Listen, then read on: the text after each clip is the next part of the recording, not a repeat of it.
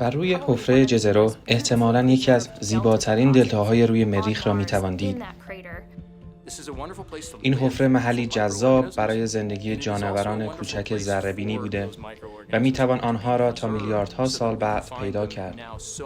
هیچ محل دیگری بر روی مریخ را نمی‌توان پیدا کرد که در آن تلفیقی از دریاچه و دلتا و گونه‌های متفاوتی از مواد معدنی همچون حفره جزرو وجود داشته باشد.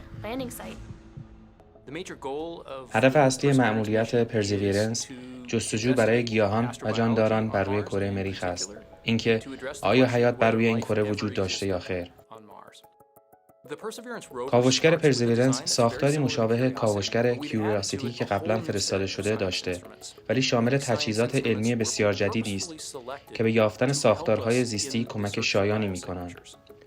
برای اولین بار بر روی این کاوشگر چندین میکروفون جاگذاری شده تا حسی مشابه یک انسان برای شنیدن صداها به وجود آورد.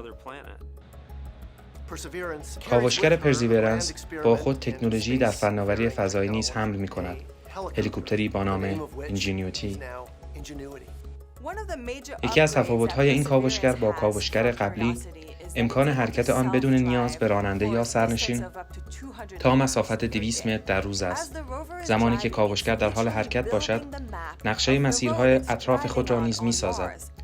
تا سالها دانشمندان عقیده داشتند که برای رمزگشایی از رازهای کره مریخ باید نمونه‌هایی از این کره را به زمین آورد که این امر به وسیله کاوشگر پرزیویرنس از طریق حفر زمین بر روی کره مریخ امکان پذیر می شود.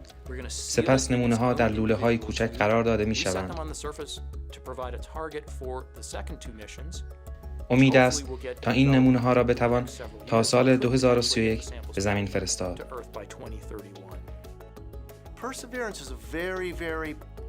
کاوشگر پرزیویرنس قدمی ابتدایی ولی مهم در فهم جایگاه ما در جهان و همچنین جستجوی ما انسان‌ها بر سطح کره مریخ است.